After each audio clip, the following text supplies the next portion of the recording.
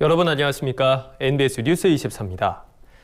정부가 올해부터 시행되는 기본형 공익직불제 직불금 신청 접수 결과 모두 115만 건이 접수됐다고 밝혔습니다. 정부는 앞으로 직불금 지급 자격 요건과 농가들의 준수사항 이행 여부를 검증할 계획인데 자격 요건이 까다로워 논란이 예상됩니다. 김인경 기자가 보도합니다.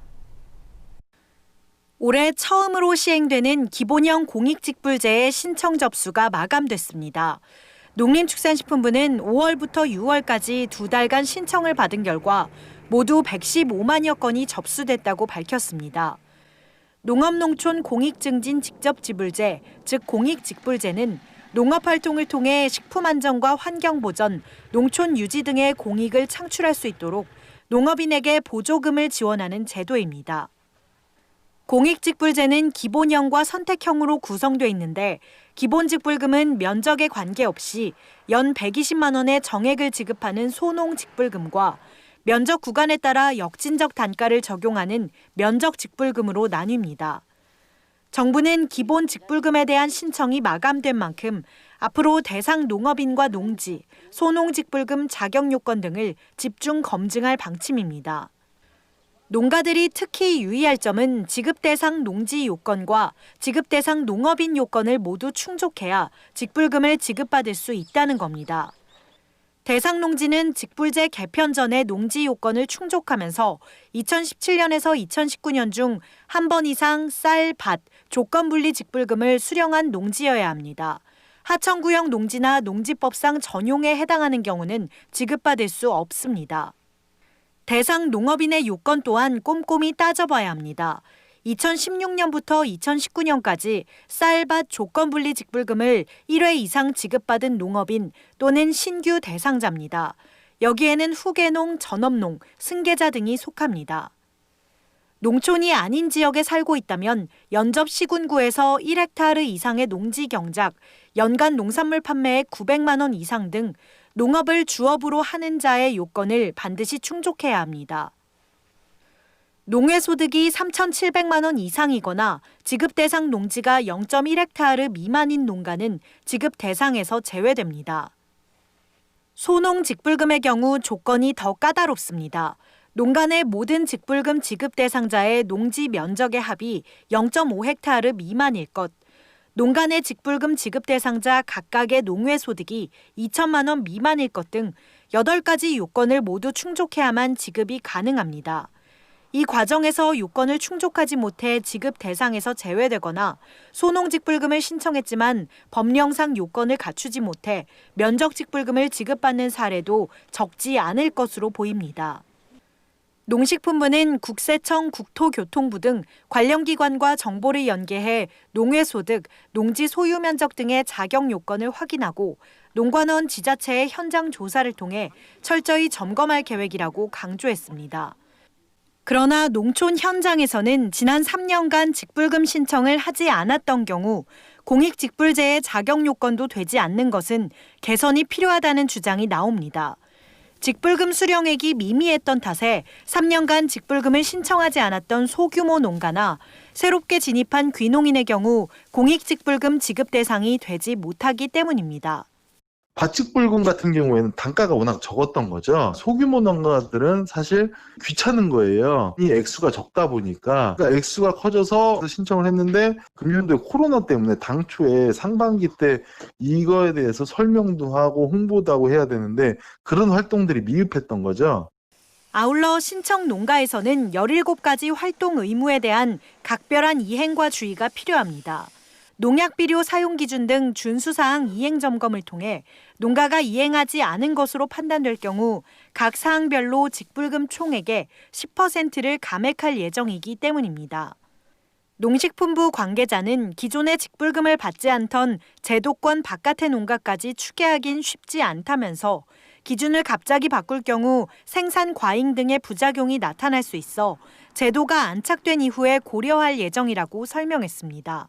NBS 뉴스 김인경입니다. 최근 한우값 하락이 계속되고 있습니다. 지난 1일 한우 소비자 가격은 올해 최고점을 찍은 뒤 7거래일 연속 하락했는데요. 특히 휴가철이 본격 시작돼 한우 수요가 늘어나는 7월에 한우값이 하락 반전을 보이면서 앞으로 한우 수급 불안에 따른 가격 하락 우려가 현실화되는 게 아니냐는 목소리가 나오고 있습니다. 김길수 기자가 보도합니다. 7월 들어 한우값 하락이 지속되고 있습니다.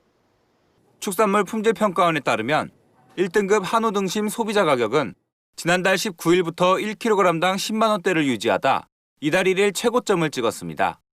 하지만 이후 13일까지 꾸준히 하락해 약 한 달 만에 10만 원 밑으로 내려왔습니다.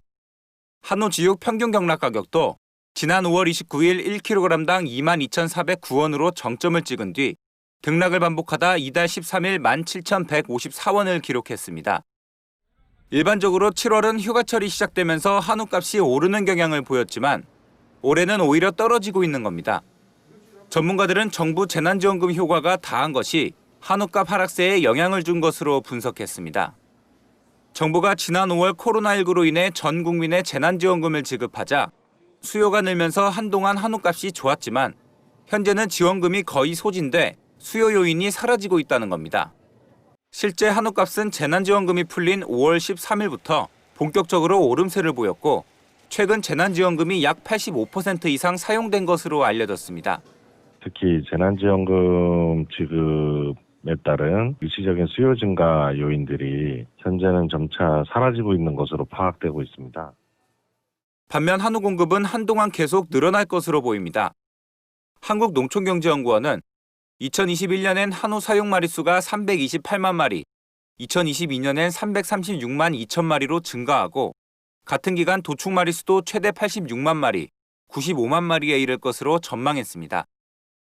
이처럼 수요와 달리 한우 공급은 계속 증가할 것으로 예상되자 전문가들은 수급 불균형으로 인한 한우값 하락을 우려하고 있습니다.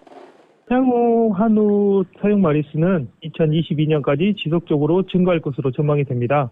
이에 따라서 도축 마리수도 지속적인 증가세를 보이며 한우 도매 가격은 조정이 불가피할 것으로 예상이 되고 있습니다.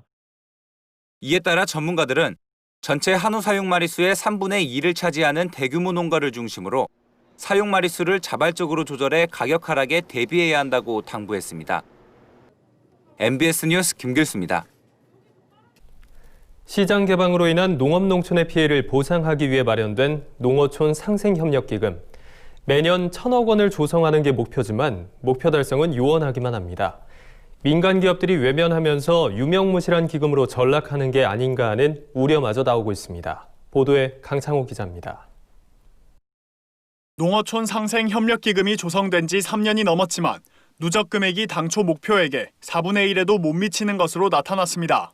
매년 1,000억 원씩 향후 10년간 1조 원의 기금을 조성한다는 목표에 턱없이 부족한 수준입니다. 2017년 3월 출범한 농어촌 상생기금은 시장 개방으로 위기에 처한 농업계를 지원하기 위해 조성됐습니다. 자유무역협정으로 이익을 얻는 민간 기업 등의 자발적 기부를 재원으로 합니다. 올해 상반기까지 조성 목표액은 약 3,500억 원이지만 15일 기준 조성된 기금은 총 802억 원으로 목표치의 23%에 불과합니다. 기금 출처를 살펴보면 공기업이 705억 원을 출연해 88%가량을 차지하고 민간 기업은 87억 원으로 전체의 10%에 불과했습니다. 반면 대기업 등이 중소기업과의 동반 성장을 위해 기금을 출연하는 대중소기업 협력기금의 경우 2019년 기준 기금 조성액이 1조 2,073억 원에 달합니다. 그중 대기업 출연금은 8,924억 원으로 기금 총액의 74%에 달합니다. 농업계에선 자유무역협정 체결로 상대적으로 수혜를 보는 민간기업, 특히 대기업들이 정작 농촌과의 상생을 위한 기금 출연에는 인색하다는 지적이 나오고 있습니다. 수출 수입 면에서 먹고 사는 나라에서 최소한의 결국은 수입 때문에 이렇게 농산물이 가격이 폭락이 오는 거잖아요. 농어촌 특별세 마냥 그런 방식이 아니면은 절대 상생기금 안 되리라고 봅니다. 이에 국회에서 농어촌 상생기금 활성화 방안이 나왔습니다. 정운천 미래통합당 의원은 최근 자유무역협정 체결에 따른 농어업인 등의 지원에 관한 특별법 개정안을 대표 발의했습니다. 개정안은 대중소기업 농어업협력재단이 민간기업 등에게 기금 출연을 요청할 수 있도록 하고 그 결과를 분기별로 농림축산식품부에 보고하게끔 했습니다. 또 기금 조성액이 연간 목표액인 1,000억 원에 미달할 경우 정부가 직접 출연하도록 했습니다. 이 경우 정부 출연액은 직전 회계년도 관세 징수액의 1%를 기준으로 합니다. 예를 들어 올해 기금 조성액이 1,000억 원에 못 미칠 경우 2019년 관세 징수액 7조 9천억 원에 1%인 790억 원 이내에서 부족분을 정부가 출연해야 하는 겁니다. 정운천 의원은 농어촌 상생기금의 실효성을 높이기 위해 특별법 개정안을 발의했다고 설명했습니다. FTA의 대책으로 우리 농어촌을 살리기 위한 대안으로 이 상생협력기금법이 만들어졌는데요. 그 내용이 너무 이제 부실해가지고 실질적인 실효성을 가질 수가 없습니다. 우리 어려운 농업을 살리는 그러한 일에 할 수 있도록 법안 개정안을 냈습니다. 기업들의 외면 속에 지지부진한 실적의 농어촌 상생기금. 본래 취지를 살리기 위한 정부 지원 확대가 필요한 시점입니다. MBS 뉴스 강창호입니다. 서울시가 코로나19로 어려움을 겪고 있는 구직자를 대상으로 농촌 일자리 탐색 교육 과정을 개설했습니다. 3박 4일간 현장에서 일자리 정보를 얻고 실습해 볼 수 있는 기회인데요. 도시 농촌 할 것 없이 직격탄을 맞은 인력 시장에 상생의 길이 열릴지 주목됩니다. 권수환 기자가 보도합니다. 코로나19로 실직, 폐업 등의 어려움을 겪고 있는 구직자들에게 농촌 일자리를 경험해 볼 수 있는 기회가 열렸습니다. 서울시는 농림축산식품부와 함께 일자리가 필요한 서울 시민을 대상으로 하는 3박 4일간의 농촌 일자리 탐색 교육 과정을 개설했습니다. 이번 주부터 시작된 농촌 일자리 탐색 교육은 전남 영암군과 경북 상주군에 위치한 서울 농장에서 9월까지 진행됩니다. 특히 교육비와 숙식비 등 모든 참가 비용이 무료이기 때문에 참가자들의 부담이 한결 덜합니다. 3박 4일간의 교육 과정은 빈틈없이 운영됩니다. 첫날부터 둘째 날까지는 귀농귀촌 지원 정책, 농촌 일자리 정보를 알아보고 셋째 날에는 귀농 선배들의 조언을 듣는 시간을 갖습니다. 마지막 4일차에는 선도 농가에서 계절에 맞는 작목을 다루며 실습해봅니다. 실제 농촌 상황을 두루 살펴보고 귀농 설계 및 컨설팅 시간을 가질 수 있어 현장의 호응도 좋습니다. 연계하는 이제 농촌 일자리에 적극적으로 참여를 해서 농사를 1, 2년 정도 배운 다음에 그 작목을 찾아서 농업 창업을 하겠다는 분들도 계시고 귀농귀촌을 본격적으로 설계하시겠다는 분들도 계시고 뭐 좀 다양합니다. 교육 수료생에게는 서울 농촌 일손 교류 프로젝트 참여에 우선권이 주어집니다.